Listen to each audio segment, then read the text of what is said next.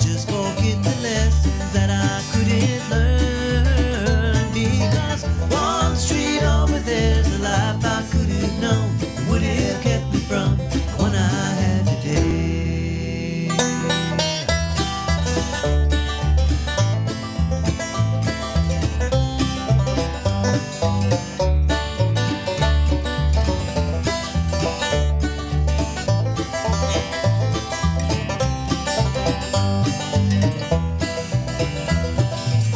I took a walk one street over from my home. Cracked and broken asphalt everywhere. I could have ended up just like that broken road, with a dead end in my path. Thank the Lord that I've got more than that.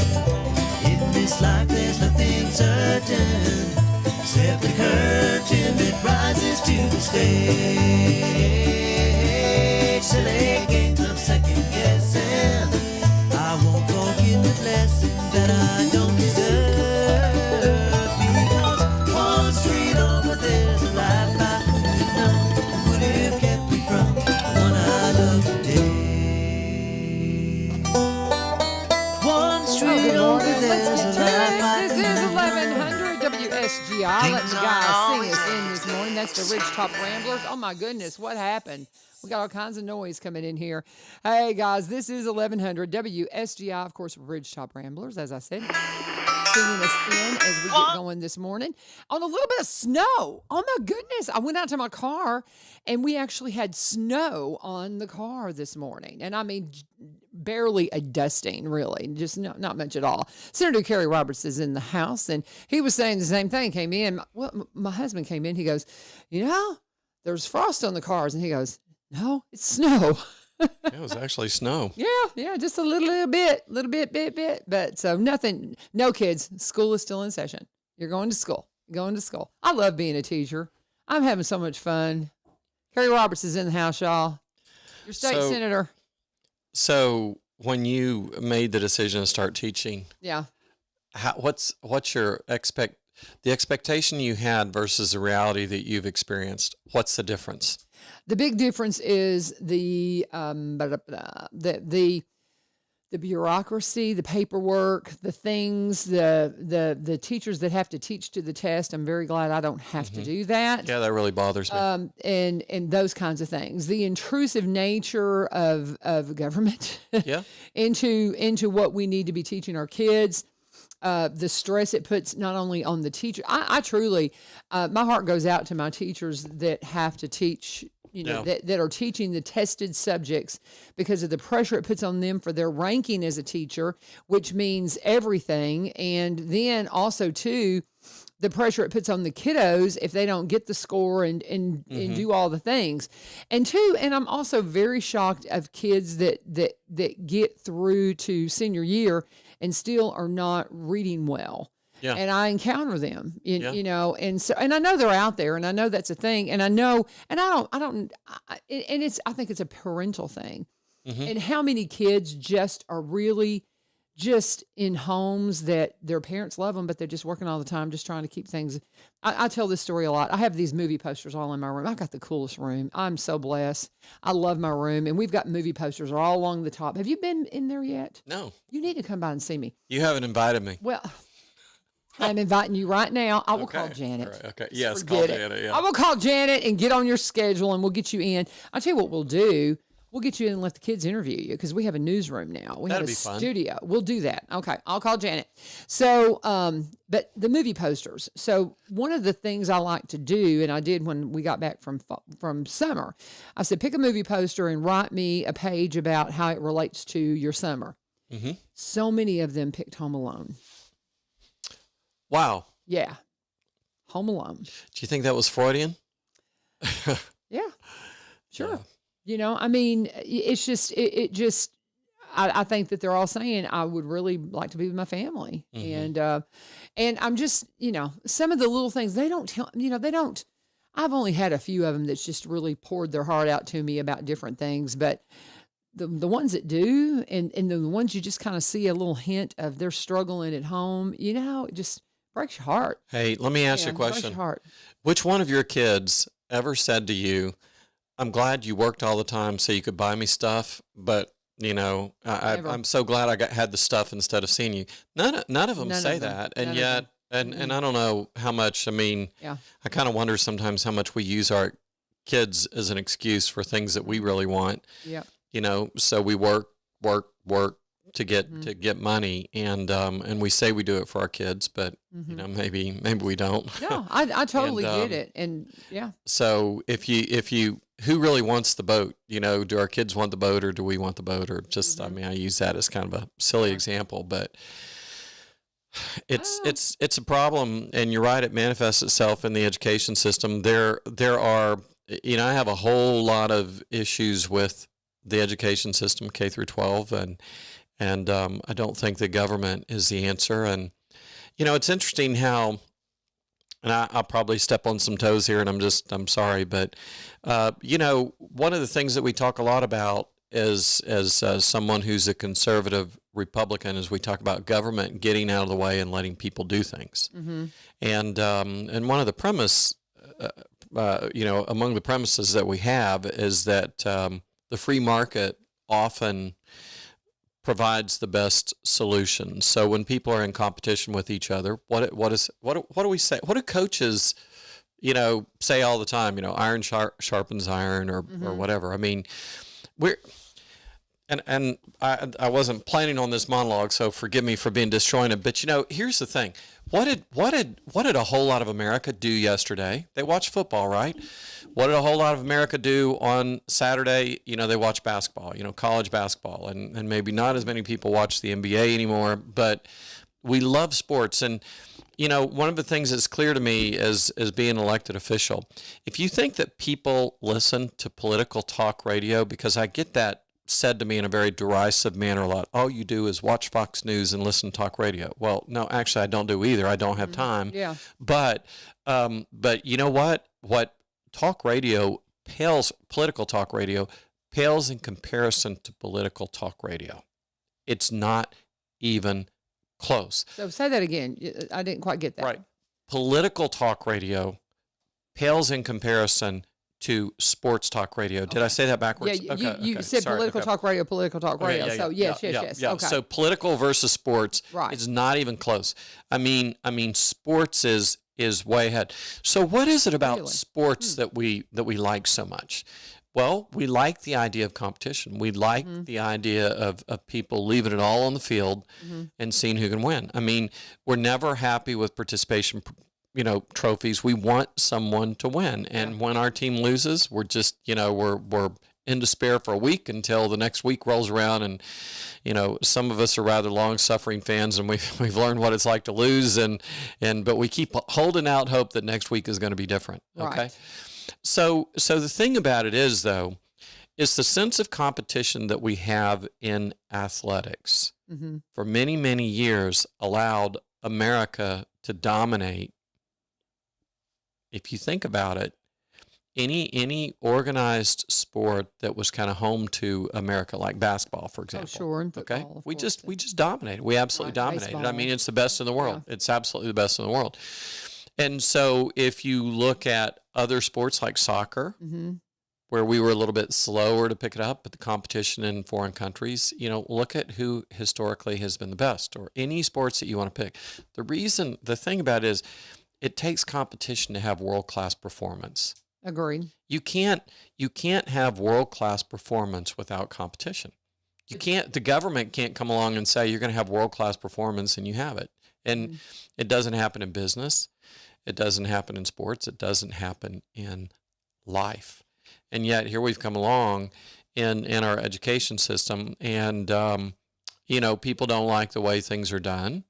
And so the state starts to mandate things, and then people don't like the way things are done, so they take it to the federal government. One of the things that I've seen in politics is this: if I don't like the way things are being done locally, then somebody goes to the county and complains. And when the county doesn't do anything, they go to the state and complain. When the state doesn't do anything, they go to the federal government. And the federal government is kind of the holy grail of ideology. If you can get the federal government bought into your agenda, what happens? It blankets America. It goes everywhere. That's exactly what's happening in the education system. But why do we have standardized testing?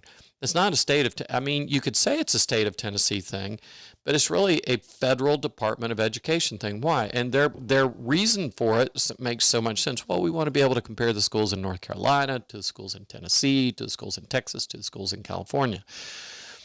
What they've done, though, is they've created this government mandated everything. Because if you're going to test everybody, then in order for people to be on equal footing for a test, what do they have to have? They have to have the same curriculum. Mm-hmm. And yet that curriculum gets applied in different ways. I've said this over and over again. If the people in Robertson County, Tennessee want good schools, it just is up to the people in Robertson County to do it. Mm-hmm. And you know what? I believe they're seeing that, quite frankly. And you know what? There's a role for the state to play because if you look at the state constitution, but the government needs to get out, for the most part, of education. Now, the problem is when the government gets out of education, what fills that void? Competition. And that's what people don't like. Well, and here's the thing too. Now, and I kind of think where you're going with school vouchers. No, and I'm not. I'm not going there. I'm not going anywhere there. But here's where I am going. Okay. When you have a captive audience, when your school is limited to the people that live in your zip code, there's no competition. You have a captive audience. It's like being a fast food restaurant and not having to eat because you're the only game in town. Mm-hmm. No, I'm not saying that for vouchers at all. Mm-hmm. But what I am saying is, why do we constrain kids based on their zip code? Because you take the competitive element out of it. Let's look at Innovation Academy. Why is it so fabulous here in Robertson County? Springfield Middle School, where my kids went, all three of my kids went to Chrysler Elementary, Springfield Middle School, Springfield High School. Okay. Mm-hmm. I'm not a private school guy. I didn't go to a private school. My dad was a public school teacher, public school administrator, public school superintendent. Mm-hmm. All right. So, and I've taught at a private school. And my kids went to private school, but it was for Jesus, period. I mean, it had nothing to do except for religious reasons. So Springfield Middle School becomes Innovation Academy, and it's done amazing and it's done fabulous. And you know what's cool about it is it's not constrained by zip code. Uh-huh. It gets to be the best it can be. It gets, kids apply to be there. Kids want to be there. You can go there from all over the county. And competition is a good thing. And they have to be better in order to get kids to want to enroll there, right? So you start thinking about the fact that the fundamental, in my opinion, and this will fly all over certain public education advocates, but one of the biggest things that holds public education back is we've taken the competitive element out of it.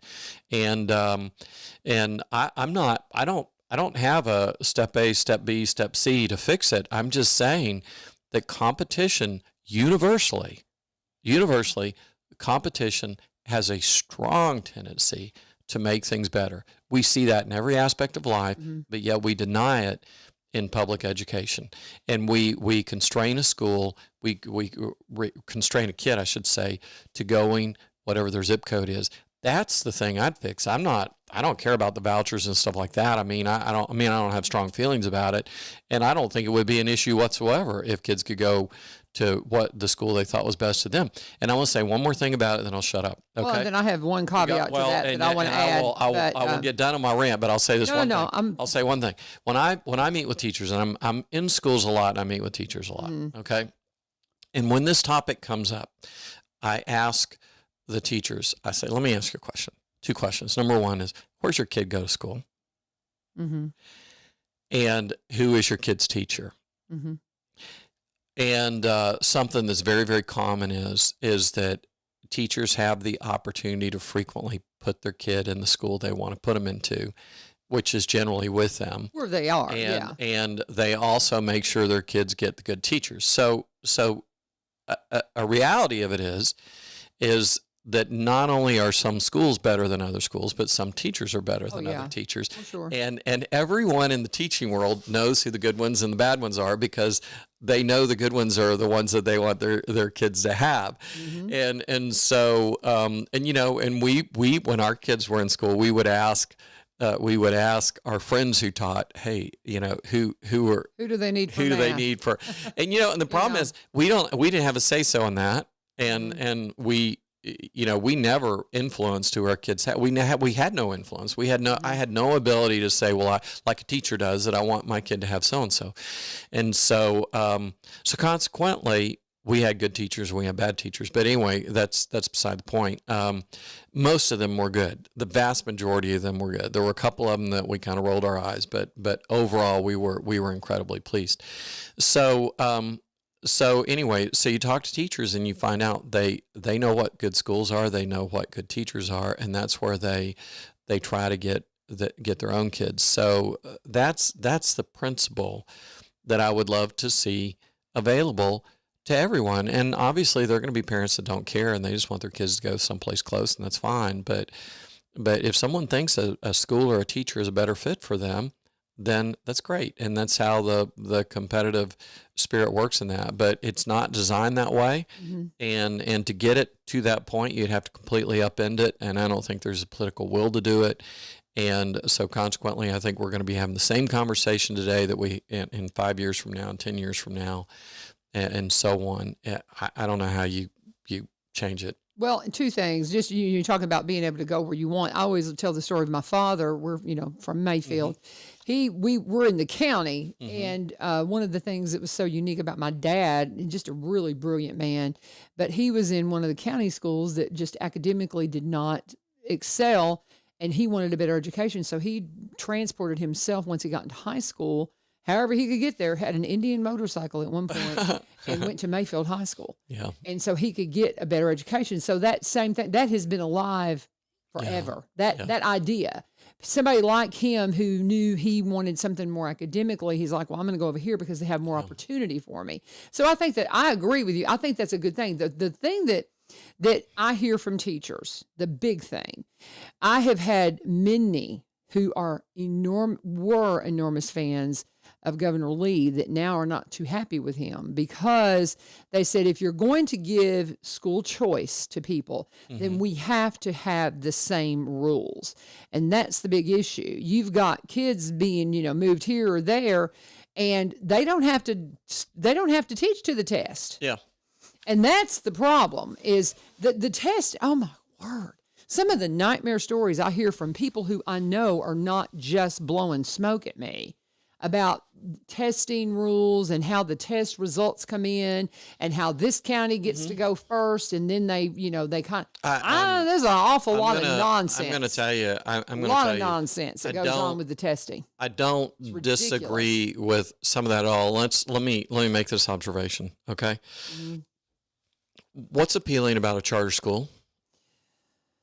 You tell me. Well, I don't know. Okay, you just said it a moment ago. I mean, I'm new to this, okay. Yeah. The appeal of a charter school. More academic opportunity, I suppose, is where you're going? No. You get to do things the way you think they ought to be done. Okay. Okay, yeah. So stop and think about this for a moment, okay?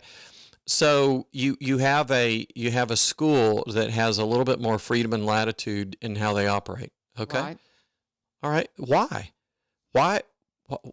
Stop and ask yourself a question. Why is that even a thing? I mean, why can't you today say to a principal, hey, you know what? You're closest to this school. You know what these kids need. Why don't you do what they need? You get it? Concept. Okay. So why do we not do that? I think that would be wonderful. Why do we not do that? We don't do it because of federal education dollars. And so what you do is you kind of have this carve out for charter schools, and I'm way oversimplifying. So anyone who's an expert in this matter, they may go, no, you're oversimplifying it. But the bottom line is this: we've got federal dollars that mandate, and we've got state dollars that mandate, mm-hmm. and so we've got so many requirements that K through 12 schools have on them that the local principal or even the local director of schools doesn't have the freedom and flexibility to educate the kids as they think is in the best interest of the children. And because of some interesting little loophole in the way things are done, that creates an opportunity for a charter school to exist. And why is it that people will leave public education to go work at a charter school? And they do, mm-hmm. and they want to. A lot of the people that sit here and complain about charter schools, the first time there's an opening, they'll take it because they have freedom and flexibility to do what's in the best interest of the child. Now, you think about going to Good Pasture, okay? Good where my pasture, kids went. right? And there was more freedom and flexibility in terms of what they did certainly. with the children. Okay, so my point is, who is Good Pasture competing with? They're not only competing against public schools, but who else are they competing against? All the Davidson, privates, exactly. all the privates. Davidson Academy, Lipscomb Academy. I mean, all these other schools, right? So my point is, when you give the freedom and flexibility I'll go back to what I said before. If Robertson County wants to have good schools, it ought to be up to Robertson County. They ought to be able to creatively think about, how do we better educate kids? And I go back to Innovation Academy. I mean, that's brilliant. Look at what they're doing. And yet they're doing it within the constraints of the State Department of Education, the Federal Department of Education, and so on.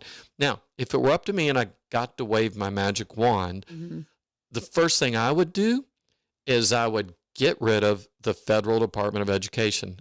Maybe not entirely, but as far as any of the mandates that they put on state, you almost have to get rid of it to keep a bad administration from dominating education policy by executive order. Okay? In other words, you almost have to take it away so that it's not a future temptation for some bad administration to say, we're going to push our ideology down on every school in America. Now, the liberals right now love it, but all I'm going to say is, if you got a really conservative Congress and a really conservative president, and they start undoing everything that the liberals did, would you love it then? No, they would hate it. And I'm just saying, don't even give them that power. I mean, it's too hard. We can't go to Washington and lobby. Who can go to Washington? You can just see the frustration in your face. It's like, look, yeah, we can't. What are lawmakers in Washington being influenced by? Paid lobbyists. Yep. At least in my office in Nashville, Tennessee, I see just as many constituents as I do lobbyists. In Washington, D.C., they see lobbyists.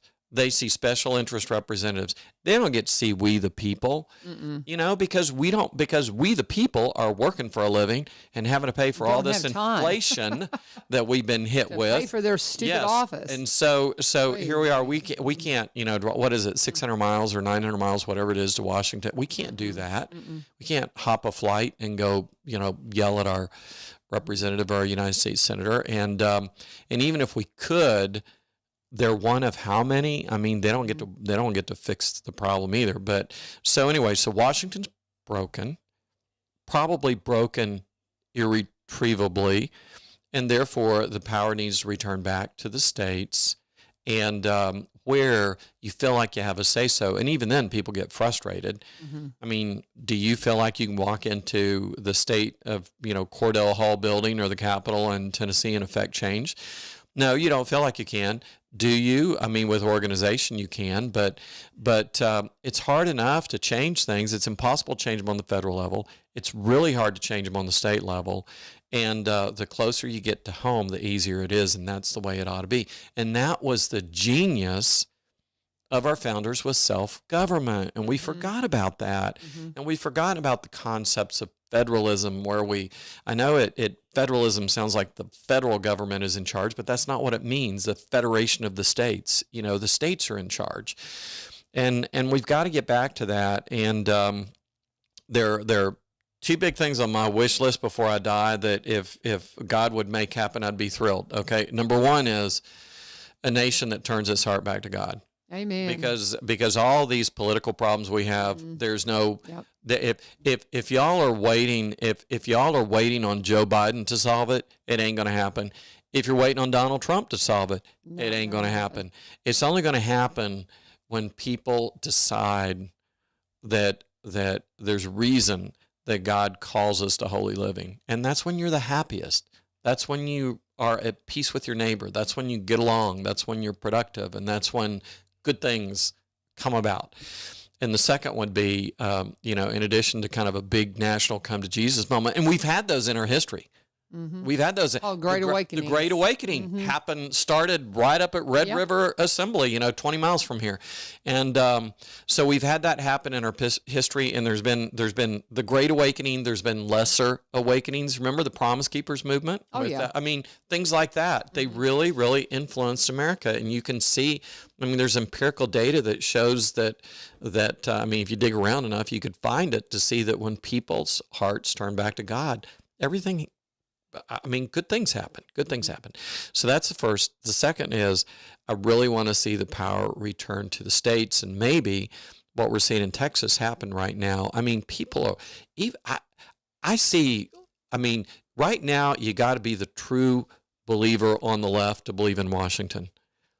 That is the only. I mean, you got maybe 1 out of 10 people around here that has any hope and faith in Washington.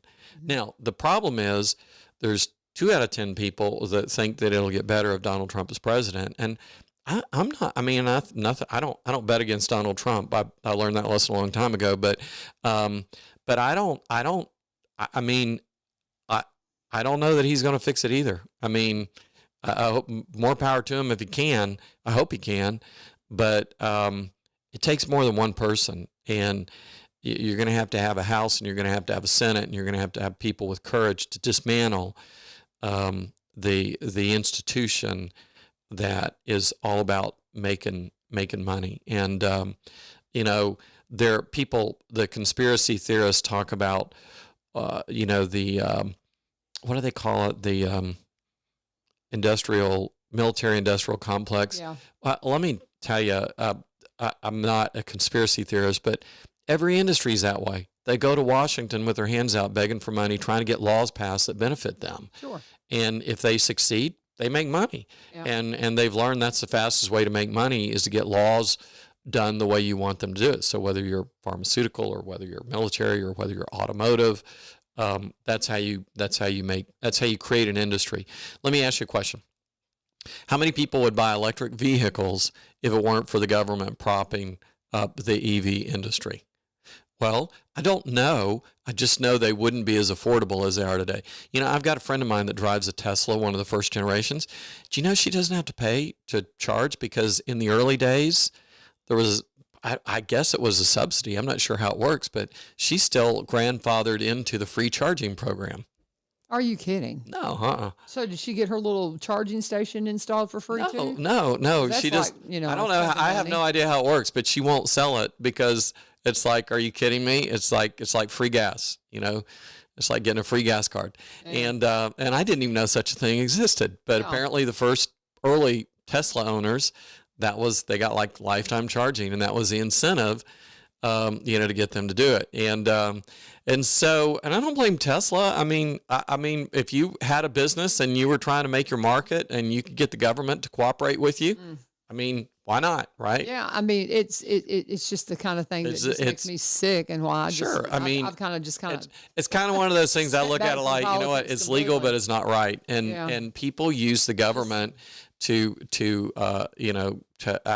capitalists do it and the liberals do it. And let me tell you, in the bike business, I was in the bicycle business, it's dominated by liberals, but they made a big push 20 years ago to mandate bicycle helmets, despite the fact there was no empirical evidence that indicated that 8 ounces of foam on your head was going to save your life. But they did it for the children, and all these states passed laws, and the liberals kind of laughed all the way to the bank because it helped prop up their industry. So now, as a parent, you feel guilt, and the thing about it is, but it has a boomerang effect that's not positive, because what happened? People stopped riding bikes because they created such a fear of riding bikes that people stopped letting their kids ride bikes. It's like they started seeing all these images about how terrible it is to let your kid ride a bike without a helmet, and then they just thought, you know what, this is inherently dangerous. I don't want my kid to ride a bike. They're not playing football anymore for the same reason.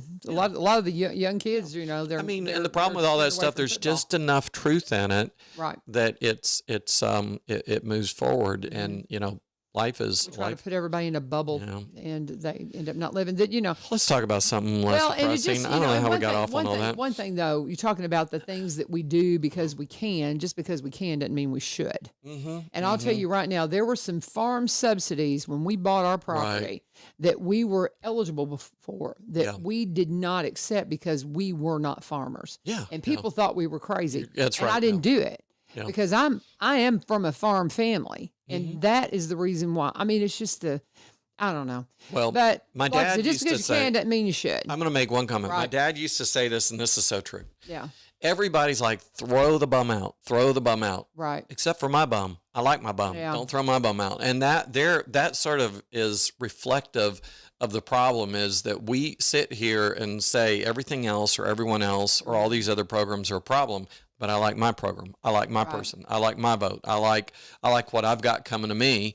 And it's like, people who game the system, they try to figure out every grant, every, whatever they can get, and they take advantage of them. And on the one hand, you really can't fault them because it's there and it's available. But on the other hand, restraint, oh my goodness. Mm-hmm. Restraint is an amazing thing that we're just not culturally conditioned to exercise restraint. I mean, we've been taught, grab everything you can grab, get everything you can get. And I wasn't taught that. You're entitled.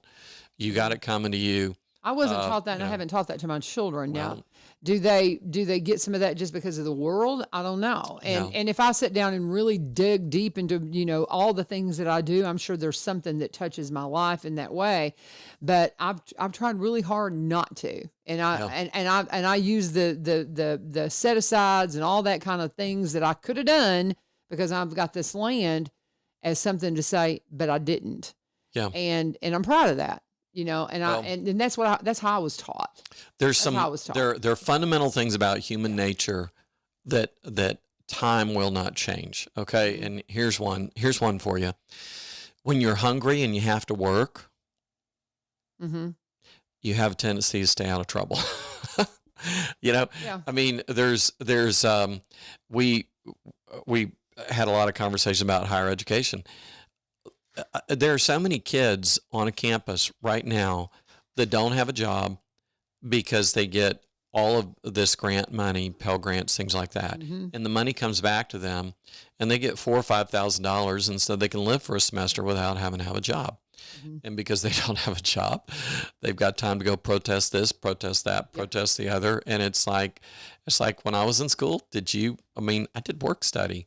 Oh, of course. We didn't have time to protest because we were having to work to pay for things. So anyway, okay, your comments have lit up over there. Yeah, so I can and I've got to. Well, so and it's basically who's upset about what? Oh, nothing. It really is just people just chiming in and saying, "Hey, we're here," and Mark wants you to come by his classroom as well. So we're gonna all get with Janet, and it's just kind of letting me know who's watching. So the comments are all good. Nothing angry at you. And I thought, Charlene's checking in from my father's house. I have reached out to her from my father's house, and she's going to come in after we get a little bit more of a resolve from the decisions on how they're going to operate. I actually chit-chatted with her last night via text, and so I think there's some things supposed to be coming down the decision pike today from the state, and as far as how they're going to be able to operate. So we're going to have her in just as soon as she can clarify that. Let me take a break while we've got a pause here.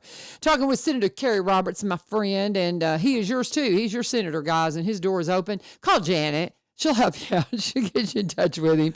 But hang on. Complicated. I know. So talk to Janet. She'll help you out. She's smiling right now because she's like, yes, please call me. Don't call him. I'll get it on the schedule. Well, let's just tell this because Kerry and I are friends. We've known each other a long time. And so I had called him. He's on schedule to come in on the 4th Monday. So I messaged him the week before and I said, "Hey, I got you on schedule." And he said, "Man, I'm just covered up. Let me just take a break right now." And I'm like, "Yeah, no problem." Cause I know a lot of the things that are going on in his life and he's covered up right now. And I was like, "Oh yeah, we'll talk to you in a couple of months." It's kind of where I was in my head thinking, but you're in session. So I'm like, we really need to talk to you. Then I get a call from Janet going, "Oh, is Kerry coming in?" I said, "No, we've already taken him off the schedule because he's so busy." Don't let him do that. Don't let him do that. And so she scheduled you in today. So I got to do a break though. So, but when we come back, I'll tell you what I've been up to. Okay. That sounds good. That'll be fun. All right. Let's talk about Barry and Rebecca Richards with the Exit Realty Garden Gate team. You need friends in real estate. They are awesome. You're going to love them. They're just dear friends. Again, friends I've had for a long time. One of the first sponsors here we had on the show, still with us, and we're so thankful for that.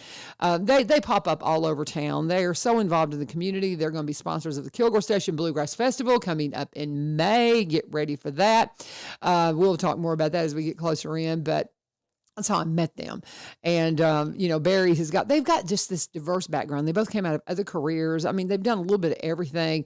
And so when they come to the real estate table and you're like, I've got this project I want to do, and it's kind of odd, and it's this, and this, odds are, if they don't know about it and how to direct you exactly, they're going to know somebody that does, and they're going to be able to take their diverse background and their expertise and point you in the exact right direction to the piece of property you need. And they're not going to waste your time. You figure Barry is the broker here in Springfield. He's on the downtown square, has an office there. Rebecca, one of the first in the area to be a seniors real estate specialist. She's an agent out in White House. Best way to contact them. Now, Rebecca's number is, we always give that out, 615-504-7425, 615-504-7425. But just like all of us, best way to get in touch with them, just Google them. Barry Richards, Exit Realty. Rebecca Richards, Exit Realty. You're going to find their social medias. You're going to find unique web pages that outline everything that they do, talks about historical properties that they've been responsible for. It's going to give you a listing of what's going on. You put your zip code in, talks about Barry's marketing background, and that they're Cross Plainians. Been here 28 years, I think, now. So they're one of us. They specialize in Robertson County properties, but also buy and sell in the surrounding counties and across the state line in Kentucky. My friends, Barry and Rebecca Richards with the Exit Realty Garden Gate team, when you contact them, always, please let them know that U-Turn sent you. And getting back to Senator Kerry Roberts, so you promised us some details. What's going on with you, young man? So I have to back up, and this is going to take a minute. Okay. So if there's anything else that you want to talk about, this may take up the rest of the time. What time do you have to leave? Are you good till 8? Yes, but not a minute after. Okay, yeah. Got it. Okay. So this is a God story, and let me just start right there, okay? And and I have to preface it with this. I was talking to my oldest the other day, and he was talking about, when he was at Springfield High School, that a lot of people thought that we were rich.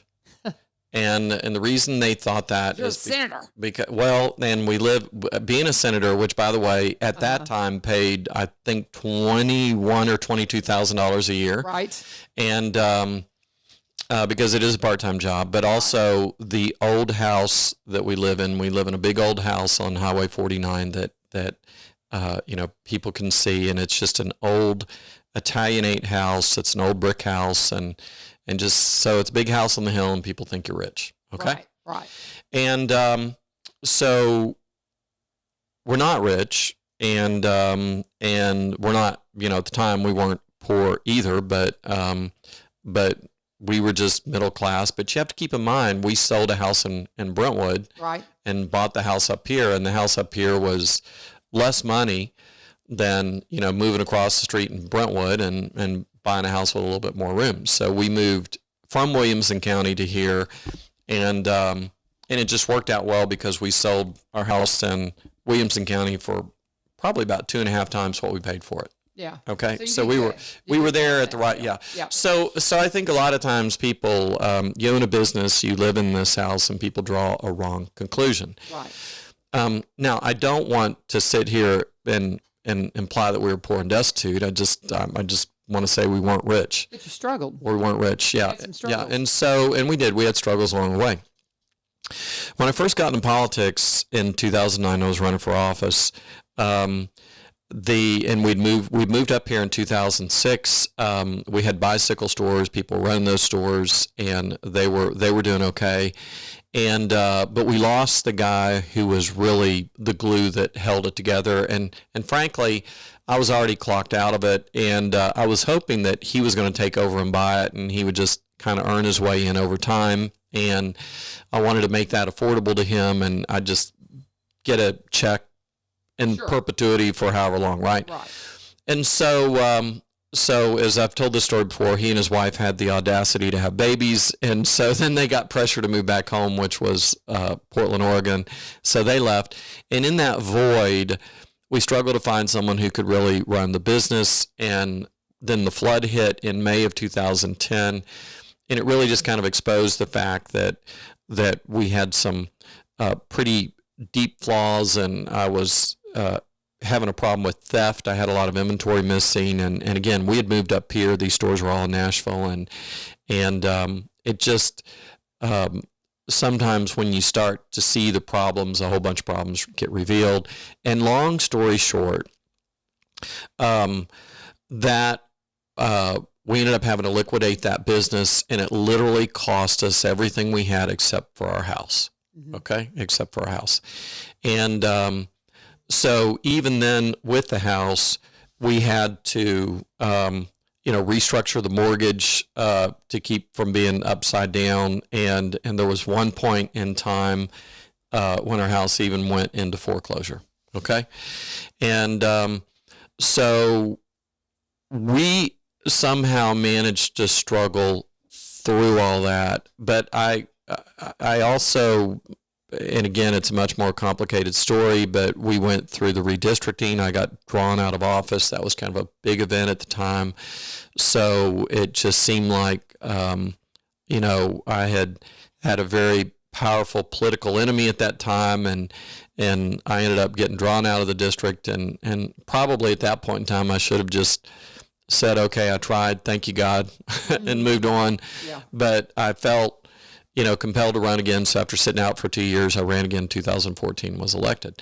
Now, the problem at this point is I've liquidated my business. I don't have any source of income except for what I would make as a state senator, which at that point was probably up to $22,000 or $23,000 a year. And I thought, mistakenly, that it would be easy to get a job, to work when I wasn't being a state senator. And in theory, it's supposed to be a part-time legislature. You're there from January to April. And I'm a CPA by profession, so no CPA firm would hire you when you can't work during the busy season, right? Exactly. You can't work after year end. Yeah. So I struggled to get a job. And things were just really, really complicated. And so you go through this period of time where you're depressed, you're discouraged, nothing's going according to plan, and a friend of mine refers to it as the dark night of the soul. It's just you're crying out to God, and you don't know what's going to happen. Well, also during this period of time, I had my brain aneurysm. Yeah, exactly. And, you're about to leave that out. I was there was that too. Yeah. And that was a near-death experience, and I still said to this day, I think when I was wheeled out of Northcrest to Life Flight, I think everybody that looked at me just looked at me like, it's the last time we're going to see him alive. Yeah. And so, in recovering from that. So now this is a very long story that I'm trying to make short. So ultimately, there gets a point in your life sometimes where you're out of options and you don't know what to do. Mm-hmm. And so here I am. I just started teaching again in 2019, at the end of 2019. And when I say I started teaching again, I was teaching continuing professional education to CPAs. So I finally had a job that would work with being a state senator, because you're in session from January to the end of April, and there's not a CPA out there that wants to take continuing education during that time of year, right? If you think about it. Exactly, because they're busy. Covered up. Yeah, because they're covered up, fit. Right? Yep. So while I'm in session, nobody wants to take classes, and I get out of session, and I can start teaching, and in particular, I'm very busy in the fall, which is fine except for an election year, but I'm only have to run every 4 years. So I finally found a job that works out really well. I kind of got off to a little bit of a start late 2019. That's when I started, but it held a lot of promise, and it looked like 2020 would be exactly what I needed. Okay. Well, then COVID hits, and all of the classes get canceled. Mm-hmm. And then on October 9th, 2020, I had my brain hemorrhage. And so I'm right back to where I started. No options, no answers. I've got a mortgage to pay. I couldn't pay my mortgage. We put our mortgage into a COVID hardship program, and so a lot of people did that. They didn't forgive your payment. They just put it at the end of your mortgage, right? So it's like deferring your payment, but nonetheless, it just means you didn't have to write a check. And So that was available for a period of time, and that sort of got us through that. But anyway, so sometimes you just don't know what you're going to do. So here we live in this house in 15 acres that at some point in time, this COVID hardship is going to come to an end. Now, keep in mind, I had borrowed heavily against the equity in my house to pay off all the bike store debt because I didn't want to declare bankruptcy. So I liquidated not only all the investments, and I had like antique tractor. I was selling antique tractors, just anything I could to pay off people. And in addition to that, I borrowed against the equity in our house. Okay. So, I, here I am. We just can't afford to live there anymore. That's the bottom line. It's bottom line. And there are things that need to be done to the house that we're not able to do. And an old house always needs something. You can't go a week or a month without having to fix something. They're just old. And it needs a new roof. It needs this. It needs that. It needs, and I'm just seeing dollar signs, and I see no way of doing this. And so at one point in time, we were having dinner with Bob and Debbie Keenan down in Pleasant View, and you know Debbie. Yes, and, very well. And Debbie said, "Why don't you let people have weddings at your house?" And I said, "Nope, absolutely not." "Why not?" And she said, "Because I don't want 200 drunk people traipsing across my yard on a Saturday night." Yeah. Rather cynically, I said. And she said, "I really think you ought to let people have weddings at your house." And I said, "Debbie, I'm absolutely not interested in doing that." And so she kept pressing. She said, "Well, you know how much money you can make doing that?" And I said, "I don't care. I'm not interested." And she was very persistent. She told me, and I said, "Wait, what?" And she told me again, and I said, "Well, no, but you wouldn't make that much money after you took out this, that, and the other." And she said, "No, I'm not talking about this, that, and the other. I'm talking about just what you would get for renting the space." Okay, I still wasn't interested, and I don't want anyone to, to draw a wrong conclusion here. And this is why I've been reluctant to talk about it, because I don't want people to draw a wrong conclusion. So if you just heard that Kerry and Diane are opening a wedding venue, you're not listening. No. Okay, you need to listen. Not quite. But what it did was it prompted an idea. It prompted an idea. And so we ended up meeting with some people and talking to people about having some events and what could we do to do this. And the bottom line was it took money to do it, and no one was interested in giving us any money. Okay? Couldn't find a bank that was interested. Because just stop and think about it. You're going to a bank and you're saying, "Hey, I don't have any money. And, oh, by the way, I make $25,000 a year. Oh. And, I need a couple $1 million. And, how's that going to work?" Well, literally, we're at the point of giving up. And I'm out of order on all this, but literally sometimes when you just completely humble yourself before God and admit that you can't do it, that's when God says, "Listen very carefully. I've got this, and here's what you need to do." Okay. Now, again, I'll save this story for another time, but here's what happened. Okay. So here we were trying to get people interested in our house in 15 acres. And maybe sometimes, maybe not, maybe sometimes what God does for you is something that is so impossible that you have no choice but to say that was God. Oh, yeah. And you have no choice but to proclaim it and share it.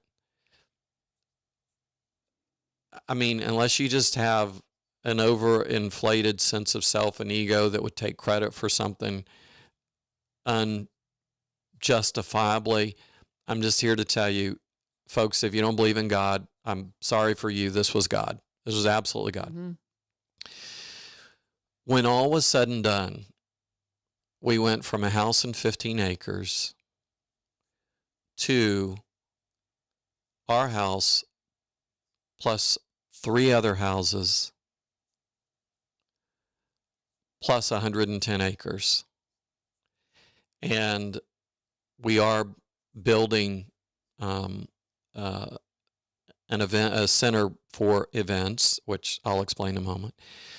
And we're also putting in a vineyard and doing several other things. So when all is said and done, and this is a multi-year project, so don't anyone be upset if it's not all done, tomorrow. But when all is said and done, if you can imagine, for people who visited like Arrington down in Williamson County, we're going to wind up with something that I think Robertson County is going to be really, really proud of, and that we think will be first and foremost, before anything else. It'll be a place, it'll be an opportunity to praise God for his goodness. And the thing that we are most excited about is what we can do for charitably. And for example, and I'm sorry, Sean Elmore, I didn't. Oh, I knew you were going to do this. Permission to say this, but we have, we've told her repeatedly. And I didn't know it for sure, but I was thinking, I'm sure it'll be there. Our first priority is to do something for Open Door Pregnancy Center. Absolutely. And so what we're doing is we built it's we're making a kind of a complex in our backyard. And if you drive by, it's pretty cool. You can see it, but there's a big steel. It looks like a European greenhouse, and that's what it is. It's a conservatory. So it's all the steel is erected. The glass is about to go in. Where it would have been done by, if we had just been able to start 60 days sooner this fall, it would all be done. But we ran into weather, sure. and we're it just happens. Yeah. It just happens. So it's a big greenhouse, European style greenhouse, where we're going to have events. Now, the question at this point is, oh, you're going to be a wedding venue. No, stop that. No, we're not trying to be a wedding venue. Yeah. What we are trying to do is we're trying to pay for things while we get our vineyard up and running, because it takes about 5 years to do a vineyard. Right. And that's why I say this is a multi-year thing. But we've had literally one of the world's leading viticulturists come and walk our property and say, you couldn't find a better place to have a vineyard in Tennessee than your property, and because of just a variety of things. So we're going to start with a small one, and we're going to see how it goes, and we're going to expand. Now, this may surprise people, but in the state of Tennessee, if you want to have a Tennessee wine, 20% of it has to come from Tennessee grapes, and there's a real shortage of Tennessee grapes, and so there just aren't a lot of vineyards, and it's hard, but we're interested in doing that, and we're just going to see how it goes. We're going to start small, and if it works, great, and if it doesn't, then we'll back up and figure something else out. But as far as the conservatory, that's really we want to use it in a way that glorifies God, and that's going to come about in different ways. And are we going to have paid events there and stuff like that? Yeah, we'll have to, and it's got to get paid for. Is there going to be a wedding there? I'm sure there will be, but you know what? We've stepped away from all that. We've hired somebody who will professionally manage it, and but for the most part, our what we're doing is we already have a couple of corporate clients. For the most part, it's going to be used for corporate meetings and things like that during the day. Well, and we're so close to our airport. Yeah, so just they don't take that into consideration, the access that we have here. I think it's just, I got to take a break, Kerry, so and we're like 5 till, and I really want you to tell the God moment. Because it's just so powerful. When you first told me that it was just so good, but you decide if you want to tell that. But we're going to talk about Cumberland Connect. Are you hooked up to Cumberland Connect yet? No, but you've got access though. I haven't had time. I know you haven't, and that's why I've been telling everybody. I just need to call them and do it. Yeah, and I'm going to. I just haven't. You just haven't had time. But what's really funny, I called them whenever you got access, because I actually talked to you and it was like, oh, he has access. I said, well, how close are we? And they're so close to getting everybody access. If you are, well, the conversation was, the internet here is not awesome in the radio station because they are not a Cumberland Electric customer, so they don't have access to Cumberland Connect. So that's the bottom line. If you're a Cumberland Electric customer, you will have access. If you don't already, they're getting super close to having everybody eligible for Cumberland Connect high-speed internet that's just fabulous. And they have this affordable connectivity program that gives you $30 for qualifying households that qualify, again, to help with broadband services. They've got packages starting at just $30 per month, y'all. I have a gig. I'm sure Kerry will be a part of the gig club too. It's $80. It's such a deal, such a great thing. You can get extenders into your other buildings, all those kinds of things. I'm still working on getting all that done because I'm the same way. I run out of time. But there's so many wonderful things about Cumberland Connect. Just go and check them out at cumberlandconnect.org, cumberlandconnect.org, or you can give them a call if you would like to. That number is 1-800-987-2362, 1-800-987-2362. And just message them and, tell them, give them your address and they'll tell you exactly. You're probably already connected and they just need to come out and hook you up. But when you talk to them, please let them know that U-Turn sent you and, thank them for being one of our sponsors here at One Street Over. And back to Senator Kerry Roberts talking about all the things going on in his house. Do you want to tell that God moment? So to wrap it up, let me just say on Cumberland Connect, part of it is we don't know where to put it yet. Oh, I got you. And that's part of why we've been waiting. So, and I didn't want to say that before because I wasn't trying to talk about everything. Let me just wrap it all up by saying this. Well, two things. Number one is when I say corporate business in the airport, you're absolutely right. Mm-hmm. So the niche, we have kind of a very narrow focus for law firms in Nashville. I know that sounds crazy, but law firms in Nashville look for a place to meet that is away from Nashville. And if you're having a sensitive negotiation with a client who needs to fly in, they fly into Nashville. Everybody knows your business, and so we're kind of targeted on that. There's no. We're not planning on having a website or anything like that, but we're really doing it for our purposes and, the things that we want to have and the charities that we want to support and things like that. It's just, there's the practical reality that you have to pay for it. And, so anyway, to your point, I think, and people may argue with me, but I think that in my lifetime, I think I've experienced 3 miracles, and the first one is obviously having a brain aneurysm that a doctor just looks at me and says I can't find it anywhere. The second was the way all this came together, and the third. Do you know what the third one was? What's the third? That Diane said yes, and that's so sweet. So I can say 3. As far as the specifics on that, I'll just say this: there are times in your life when you just need to be face down on the floor, and you just need to be still, be silent, and just give it up to God and listen. And I think if you think about when Jesus was or Paul, they were all asked for signs. Do a miracle and we'll believe you. No, they didn't. Sometimes we look for something fabulous in our lives that God's paying attention to us. And I don't think that's where we frequently find it. I think we usually find it is when we've completely emptied out ourselves and there's nothing left. Mm-hmm. There's just nothing left. Yeah. I mean, we're kind of at the end of our rope and there's not any, we realize there's nothing I can do here.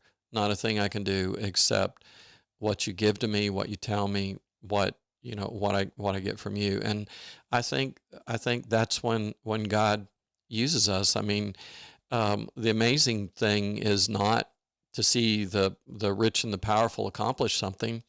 What's the miracle in that? Mm-hmm. It's when you are at the end of your rope. You don't have any resources. You don't have any ability, and it's all Him, and it's obviously Him. The problem that we have is God does these things, and then people start believing it's themselves, and they forget what God's done for them. And that's something we're very, very committed to, is to say this wasn't us. We didn't do this. And we've already started getting I'm so proud of you. Look at what you've done. And it's like, not me. No, don't go there. Don't do that. So I've given you kind of a taste. There's a whole lot more to the story, but she's been bugging me for a year. And I keep saying, no, not yet. But that's not even the whole story. That's just the beginning of it. And I will close it all by saying, every one of us, the thing I tell my kids, let's stop praying for God to bless our plans. Okay? That may sound odd. No. And let's start praying, God, please reveal your plan to me, the plan you have for me. Amen. Show me what it is, and show me how I get to be part of your story. And that is the better life. Yep. That's the better life. And don't be afraid of it. Don't be afraid of it. Don't be afraid that God's going to ask you to go someplace you don't want to go or do something you don't want to do. Don't be afraid of it. I'm just telling you, the best place you can be in your life is being part of God's story, doing what He created you to do, being who you being who He created you to be. Amen. And that's it. Senator Kerry Roberts. And I'll just tell you, I've had people come in here and they're like, oh, everybody goes and they get into politics and they change. Not this man, I've known him a long time. This is why, well, no, but when it comes to a man of God who is seeking his will, face down on the floor saying, I got nothing else, Lord, and God goes, I got something. That's your senator, y'all. Senator Kerry Roberts, thank you, sir. Thanks for having me. Thank you for joining us. This is 1100 WSGI. God bless.